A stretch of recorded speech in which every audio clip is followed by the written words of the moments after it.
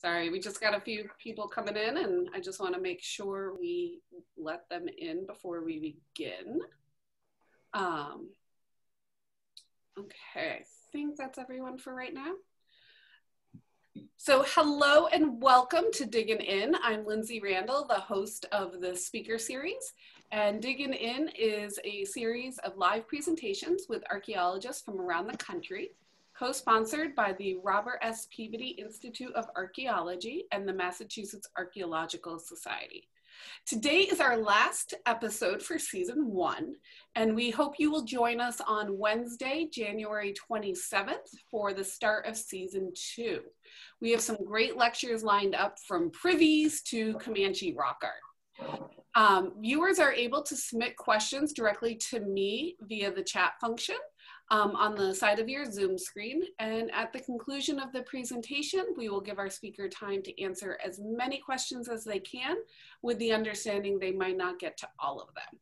And today we are excited to conclude season 1 of Diggin' In with Miss Jennifer Ort. Miss Ort, her archaeological experience began in the White Mountains of New Hampshire at the New Hampshire State Conservational Rescue Archaeology Program in 1996. And over the course of the past 20+ years, Ms. Ort has worked in the cultural resource management sector before recently changing careers as an archaeologist working in government services for Horn LLP. Ms. Ort received her MS from the Climate Change Institute at the University of Maine, Orono in 2012, where her research focused on an intensive analysis of Brook 1 site under the guidance of Dr. Brian Robinson. Welcome, Ms. Ort, and thank you for joining us today. Hi, everybody. Thank you for being here. I apologize. I've had a cold for about a month, so I might sound a little scratchy, so I apologize for that. Thank you all for coming. Thank you, Lindsay and the RS Peabody Museum for inviting me. So I guess I'll just get started. Yep. Let's jump right in. Yeah, let's do it. All right. So I figured I would do the talk as kind of, if you've never heard of the site before, let me tell you about it, and then a little bit about the research I did for my master's, and then I'm currently a PhD student at the University of New Hampshire in their Natural Resource and Environmental System Science program. It's a mouthful, where I'm continuing my research on the Brook sites. So I'll introduce some of the research I'm planning to do for that. So with that, I'll get started. As many folks might know, Paleoindian sites are typically characterized by dense tool concentrations or loci.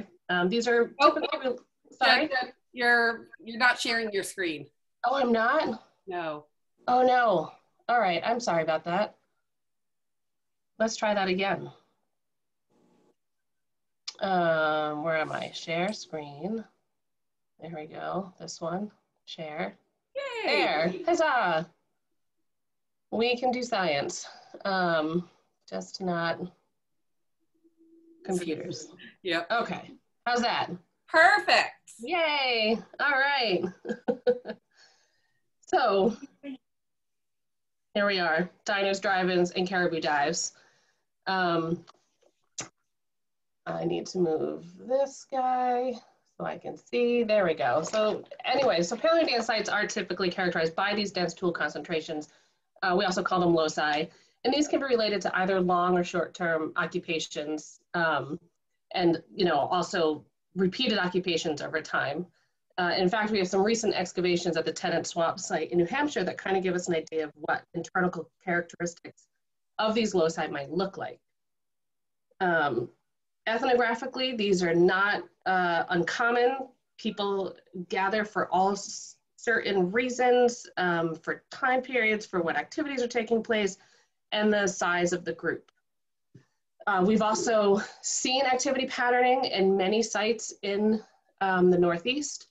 It's just that Brook still remains the largest and most highly structured in North America. Now, the site was discovered in 1950. The property was purchased in 1949 to be a sand and gravel pit. So on the left of the screen, you can kind of see what it looked like. And this is one of, I believe, Nick Vaccaro's photos of the landform as it looked before it was destroyed. And then, of course, on the right, we have active graveling occurring. Now, the property itself had actually been known for many years as a place for collecting, and it had a lot of archaic and woodland period artifacts collected, but no one had ever found anything from the Paleoindian time period. And so in 1950, Joe Vaccaro found the first fluted point in a recently bulldozed area. So then between 1951 and 1962, with the principal excavators of Bill Eldridge, the four Vaccaro brothers, Joe, Nick, Frank, and Tony Orsini, and Billy DiPaolo, they excavated both sites. And some point, I believe in 1956, they were going to put an electrical tower over near where Bulwark 2 is located. And so the guys went over and they checked it out. And sure enough, they were finding materials that were very similar to the larger site. So the Bulwark 2 excavations are kind of wedged in this time period as well. After the excavations were completed, the group continued to meet for some 30 years at Nick's house. They called themselves the Paleo Club. Nick built a special shed for them to meet in. Nick himself became an exceptional flint knapper, and Bill, the principal record keeper, ended up working at the Peabody Essex Museum, convinced the group to donate their collection, where the bulk of it remains today. And he maintained a relationship with the museum up until his passing in 2009. So now let's look at the site. So you can see they're located on the similar landform. This is a flat landform that appears to be proglacial terracing, sorry, words. What am I trying to say? Delta, thank you. So it was nice, flat, well-drained soils. It was probably about 40 meters above modern sea level. So I don't know if you can, there we go, I can do a laser pointer. So here we have the larger site. It consists of a 36 loci, and it measures about 3 acres. The smaller Bulwark 2 site is located just here on the edge of the landform, and it was 7 tightly clustered loci in a more of a linear pattern. And then today the site is surrounded by Holocene salt marshes that were likely established between 4,000 and 2,000 years ago. So when I worked on my master's with Brian, we identified concentrically organized activities where the interior loci were dominated by bifrost production, drills, flake shavers, and the interior were flute flakes, and sorry, I'm getting backwards here, I apologize. Exterior was dominated by processing tools. So the tool distributions show that point manufacture activities were dominated in the interior while processing was exterior. Panel flakes, which are waste products from point manufacture, comprised 84% of the interior loci. And considering that's only 6% of the total artifacts, that's 15 times more flute flakes recovered from the interior than any place else within the ring itself. So these activity patterns were then, are indicative of the site being used as a communal gathering, believed to be centered around a communal hunt of migrating caribou. Now, the very different Bulwark 2 site, while temporally related, we had similar tool types, although we were lacking drills and flake shavers, and we also had very similar lithic materials, although not at the same distinction that we had at Bulwark 2. We had some differences that were going on, but all still basically coming from the same location. It's located along this boundary fence here. So this is Bill's original map during the excavation. This is from the Grimes 1984 publication that I just did some Photoshop on to make it a little clearer. And then while it lacks the tool diversity, Locus A at Bulbrook 2 does look like a biface dominated interior at Bulbrook 1, but overall Bulbrook 2 looks like our typical Paleoindian sites in the region of repeated occupations over time. Of course, we can't do a presentation without showing the beautiful artifacts. So on the left here, we have these are Bulbrook 1 artifacts, and these are what were used to do the analyses. These were the tool forms that we used for both sites. And then the materials that we confidently identified to a source. So we have Munsungan in northern Maine. We have the Jefferson rhyolites. We have local rhyolites here, Pennsylvania jasper, and of course our Hudson Valley cherts. And there's, of course, numerous other types of material that are present, much that we could not confidently identify to any of these sources. So why was this site so attractive? Why were people here? What resources would have been present at the time of the site's occupation, since we know that that salt marsh came much later? And then how does this affect settlement patterns that we see between the two sites? So when the site was occupied, sea level was some -60 below modern sea level. So we're going to be right here in this little red circle. Today, the sites are located within a mile of the coastline. So we can see Plum Island here. But when the sites were occupied, it would have been 18 kilometers away. So that's quite a distance. So we're certainly not looking at coastal resources as an impetus for occupation. Now, the previous study strongly supports the communal hunt theory for Bulbrook 1, but for it to represent a large aggregation, a substantial food source or the promise of one had to have been present. Caribou, as we know, is one of the primary resources exploited by Paleoindians and has been identified within the Bulbrook collection. So this submerged topographic feature here that's known as Jeffrey's Ledge could have supported a caribou refugia, suggesting the site was situated as a highly predictable intercept point as they came ashore for their winter dispersal. Additionally, whether to support a large aggregation or the smaller occupations represented at Bulbrook 2, other resources had to have been present. Since the creation of the salt marsh occurred through the Holocene sea level rise, surrounding environs were likely woodland or meadowland, and these environments could have supported smaller fauna, including freshwater shellfish, anadromous and catadromous fish, migratory birds, smaller game, deer, beaver, etc., as well as floral resources used for both subsistence and for raw material acquisition. So the convenient juxtaposition of these two diverse settlement types provides an essential focus of comparison between different scales of occupation. Portions of Bulbrook 2 may still be extant, and we are planning new excavations to try to determine if there's anything left. So with all of this on the plate, what do we do with it? So Bulbrook 1, as we know, is completely destroyed. There's nothing left. The gravel pit took care of it.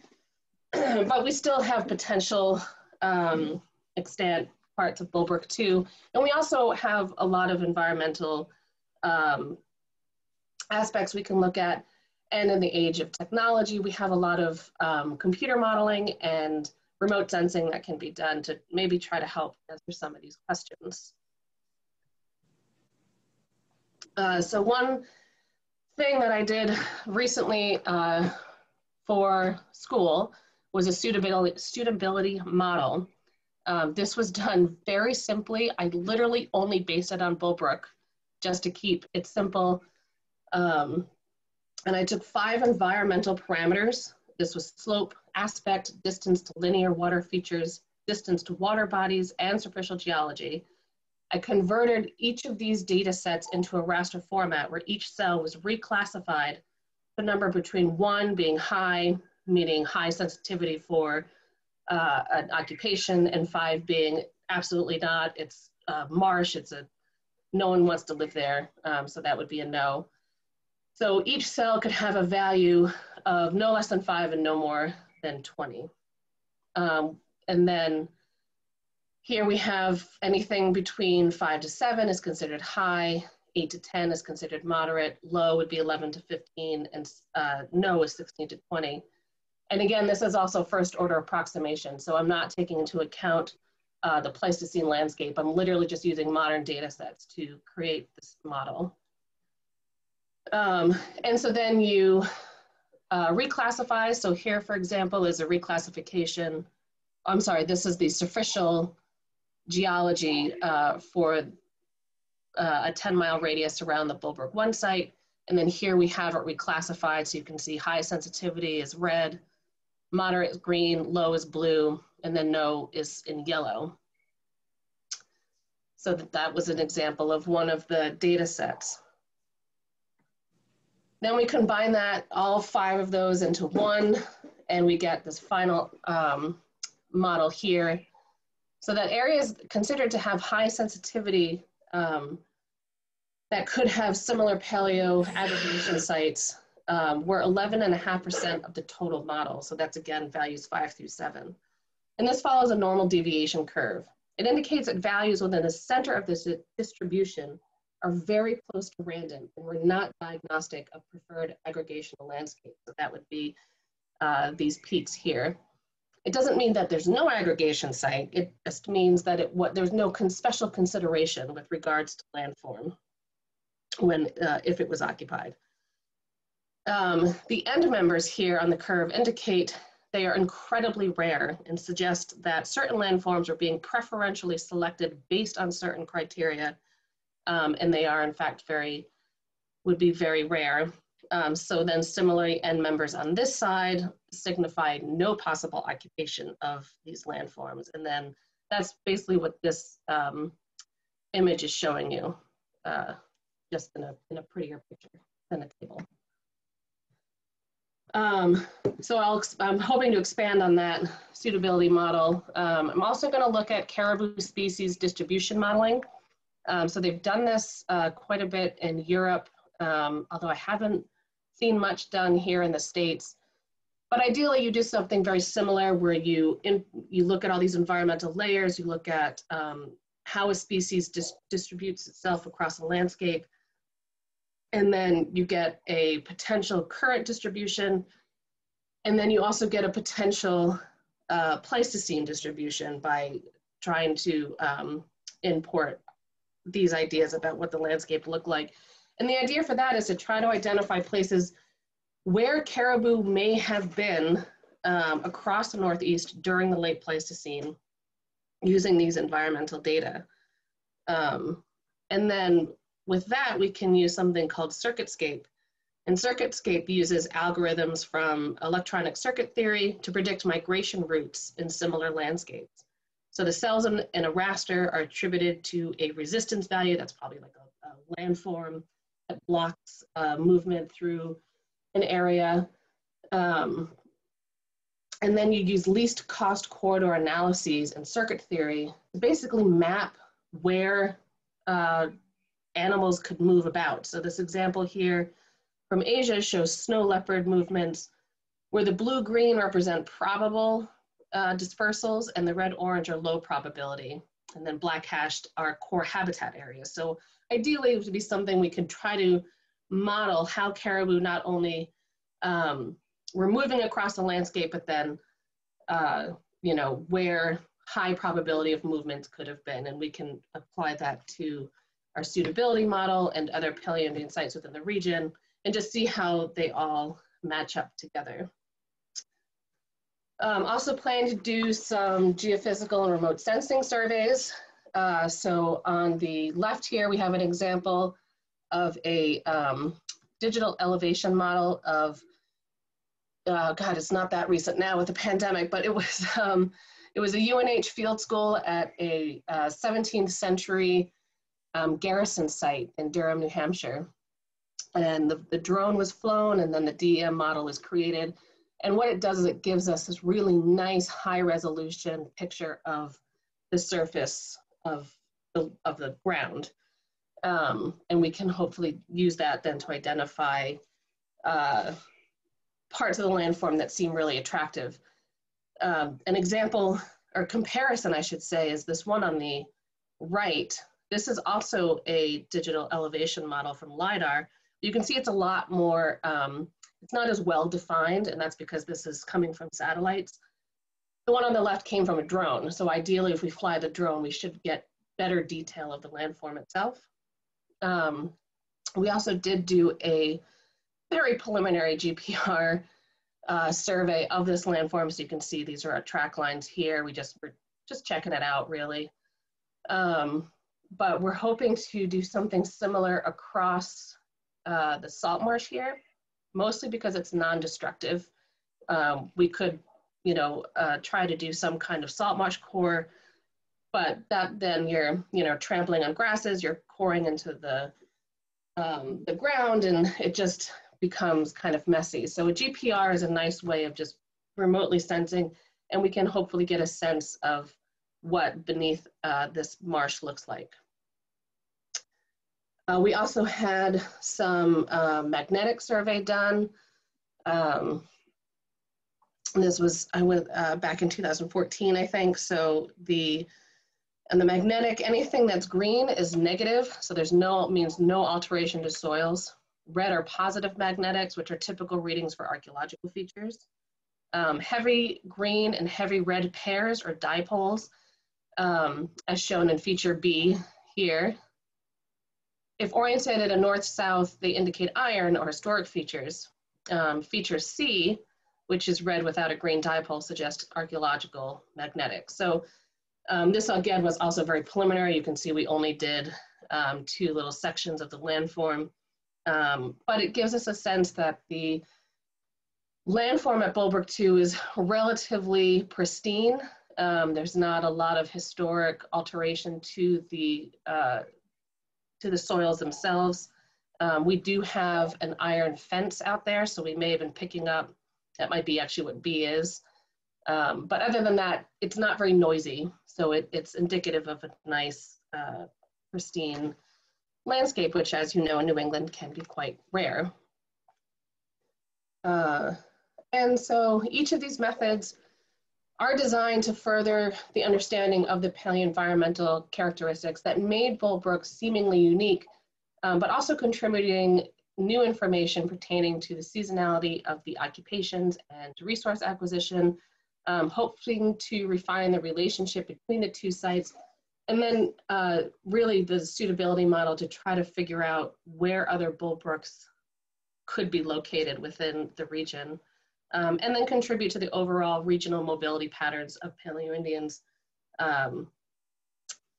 And yeah, I think that's all I got. I think I went really fast. No, it's perfect. So, if people want to send questions in, we can go through and do that. But I'll start. I always ask every speaker sort of the same question. What got you interested in this subject, in like Paleoindian studies and everything?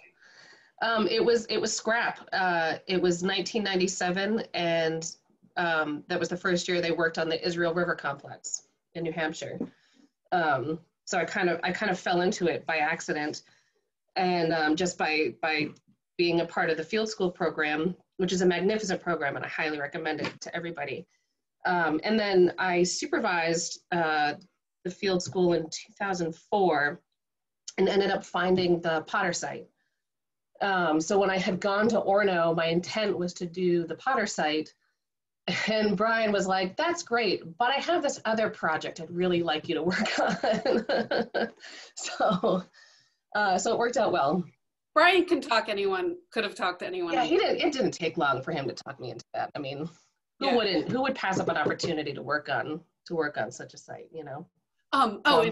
Speaking of that, if you don't mind spending just a few moments talking about Chris Conley and what they just did with the land. Yes. So if folks are not aware, we just recently completed, I think actually in January. It feels like recently, but this has been a weird year. But I believe January it was finalized. The Archaeological Conservancy has completed the purchase of the Connolly portion of the Brook 2 kind of area. So that's very exciting to have at least part of the site now preserved, which is fantastic. So Okay, so our first question is, has any dredging on Jeffrey's Ledge found evidence of caribou or other such critters? No, I know that UNH has done some work looking at the surface of Jeffrey's Ledge, and there is a lot of impact from scallop dredging and things like that. So I know, like, when Brian and I talked about it, the potential of looking at Jeffrey's Ledge, which is just kind of out of the scope of my project, we would have to put some kind of core in to try to find something intact. And whether that was possible or not remains to be seen, because, you know, no one's been able to get out there and do it. But it has been impacted by, I know you can actually see like drag marks from the scallop boats. And then I'm blanking on the professor's name at UNH, who has done, Larry Ward, has done a ton of work out in the Gulf of Maine and on Jeffrey's Ledge, doing really nice high resolution mapping.